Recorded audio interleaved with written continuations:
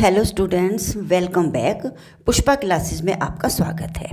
इससे पहले की वीडियो में हमने आपकी बुक वसंत का एक चैप्टर लिया था, भगवान के डाकिये, और हमने उसका व्याख्या की, प्रसंग सहित उसका भावार्थ जाना। और आज हम इस वीडियो में उसी चैप्टर के क्वेश्चन आंसर लेके आए हैं। चैप्टर का नाम है भगवान के डाकिये और इसको लिखने वाले हैं रामधारी सिंह दिनकर जी। तो चलिए इस चैप्टर के हम क्वेश्चन आंसर स्टार्ट करते हैं। इसमें पहला क्वेश्चन है, वीडियो स्टार्ट करने से पहले मैं आपसे मेरी एक रिक्वेस्ट है, प्लीज़ चैनल को सब्सक्राइब कीजिए, क्योंकि नेक्स्ट वीडियो में इसी चैप्टर के हम MCQ बेस्ड क्वेश्चन करेंगे जो कि एग्ज़ाम में भी आते हैं और काफ़ी इम्पोर्टेंट होते हैं। तो चलिए वीडियो को लंबा नहीं करते हैं और इसका क्वेश्चन स्टार्ट करते हैं। फर्स्ट क्वेश्चन है, कवि ने पक्षी और बादल को भगवान के डाकिये क्यों बताया है, इसको स्पष्ट कीजिए। तो इसका आंसर है उत्तर, कवि ने पक्षी और बादल को भगवान के डाकिये इसलिए कहे गए हैं क्योंकि ये भगवान का संदेश पहुंचाने का काम करते हैं। वे बतलाते हैं कि जिस तरह बादल और पक्षी दूसरे देश में जाकर भी भेदभाव नहीं करते, उसी प्रकार हमें भी आचरण करना चाहिए। यानी कि वे बता रहे हैं कि जिस तरह एक देश का पक्षी दूसरे देश में चला जाता है, उसी तरह बादल भी इधर उधर बिना सीमाओं के घूमते फिरते रहते हैं, हवा भी इसी तरह चलती है। तो वो एक तरीके से संदेश देते हैं भाईचारे का, मिलनसार का। यही वो कह रहे हैं कि इंसान को भी अपने भेदभावों को भुलाकर इसी तरह का आचरण करना चाहिए। नेक्स्ट क्वेश्चन देखते हैं हम, पक्षी और बादल द्वारा लाई गई चिट्ठियों को कौन कौन पढ़ पाते हैं, सोच कर लिखिए। तो इसका आंसर हम पढ़ते हैं, पक्षी और बादल द्वारा लाई गई चिट्ठियों को पेड़, पौधे, पानी और पहाड़ पढ़ पाते हैं। प्रकृति के ये विविध उत्पादन पक्षी और बादल से प्रभावित होते हैं। इन्हें उनकी भाषा भली प्रकार समझ में आ जाती है। यानी कि पक्षी और जो बादल संदेश लाते हैं उनको कौन समझ पाते हैं, पेड़, पौधे, पानी, पहाड़, ये सब उनको अच्छे से पढ़ पाते हैं। नेक्स्ट क्वेश्चन करते हैं हम, किन पंक्तियों का भाव है? ख है, पक्षी और बादल प्रेम, सद्भाव और एकता का संदेश एक देश से दूसरे देश को भेजते हैं। तो इसका आंसर देख लेते हैं हम। क का आंसर है, कवि और बादल ये भगवान के डाकिये हैं जो एक महादेश से दूसरे महादेश को जाते हैं। हम तो समझ नहीं पाते, मगर उनकी लाई चिट्ठियाँ पेड़, पौधे, पानी और पहाड़ वाचते हैं। यानी कि महादेश का मतलब है दूसरा देश, बड़ा देश। ठीक है, आगे हम ख पढ़ते हैं, प्रकृति देश देश में भेदभाव नहीं करती, एक देश से उठकर बादल दूसरे देश में बरस जाता है। तो इसका उत्तर पढ़ते हैं, का आंसर है, और एक देश का भाप दूसरे देश में पानी बनकर गिरता है। नेक्स्ट क्वेश्चन है, पक्षी और बादल की चिट्ठियों में पेड़, पौधे, पानी और पहाड़ क्यों पढ़ पाते हैं? तो इसका आंसर पढ़ते हैं हम। उत्तर है इसका, पक्षी और बादल की चिट्ठियों में पेड़, पौधे, पानी और पहाड़ भगवान के द्वारा भेजा हुआ एकता और सद्भावना का संदेश पढ़ पाते हैं। इस पर अमल करते नदियाँ समान भाव से सभी लोगों में अपना पानी बांटती हैं। पहाड़ भी समान रूप से सबके साथ खड़ा होता है। पेड़ पौधे समान भाव से अपने फल फूल व सुगंध को बांटते हैं, कभी भेदभाव नहीं करते। इस प्रकार यह सब भगवान के इस संदेश को समस्त संसार में प्रचारित करते हुए सद्भावना का संदेश देते हैं। यानी कि इसमें हमें बता रहे हैं कि जिस तरह पानी, नदी जो होती है वो सबको समान रूप से पानी पिलाती है। कभी ऐसा नहीं होता कि किसी को ये कह के पानी ना पिलाए कि भाई तुम इस कास्ट के हो, तुम इस देश के हो, तुम तो इस तरह हो। पेड़ मतलब पानी जो होता है वो सबको समान रूप से, नदी सबको अपना पानी पिलाती है। सेम बात पहाड़ है, पहाड़ सबके लिए समान रूप से खड़ा होता है।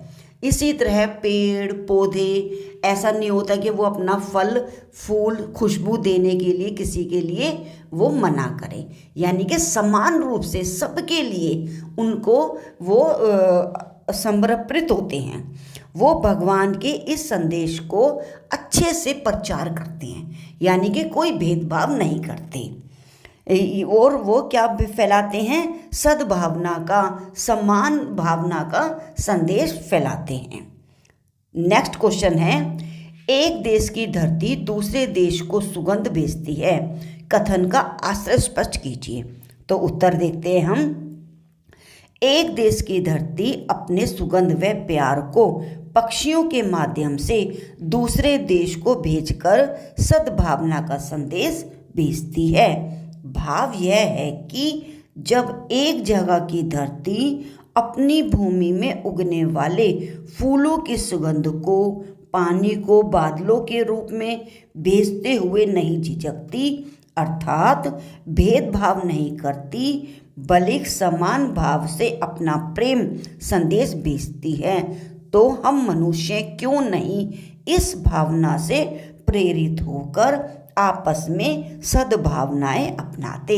यानी कि ये एक तरीके से हमें मैसेज दिया जा रहा है, कविता के रूप में हमें एक संदेश दिया जा रहा है कि जिस तरह पेड़ पौधे, नदियाँ, बादल, पक्षी ये सीमाओं में बंद कर नहीं रहते और एक ही देश में रुक कर नहीं रहते, अलग अलग देशों में जाते हैं, आते हैं।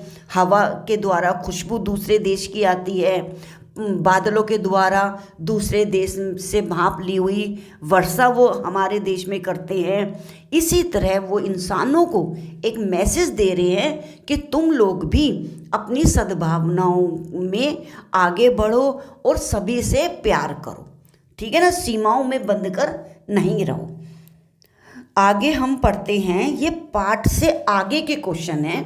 ये मेरे ख्याल से टोटल 3 क्वेश्चन होंगे, इनका भी हम आंसर देख लेते हैं। इसमें पहला क्वेश्चन दे रखा है, पक्षियों और बादल की चिट्ठियों के आदान प्रदान को आप किस दृष्टि से देखते हैं? तो चलिए इसका भी आंसर देखते हैं हम लोग। इसका उत्तर है, पक्षी और बादल की चिट्ठियों के आदान प्रदान को हम प्रेम, सौहार्द और आपसी सद्भाव की दृष्टि से देखते हैं। मनुष्य सबसे बेहतर कुछ सीख सकता है, उसे आपस में प्रेम भाईचारा रखना चाहिए तथा सभी को समान रूप से गले लगाना चाहिए। अब नेक्स्ट क्वेश्चन पढ़ते हैं हम। आज विश्व में कहीं भी संवाद भेजने और पाने का एक बड़ा साधन इंटरनेट है। पक्षी और बादल की चिट्ठियों की तुलना इंटरनेट से करते हुए 10 पंक्तियां लिखिए।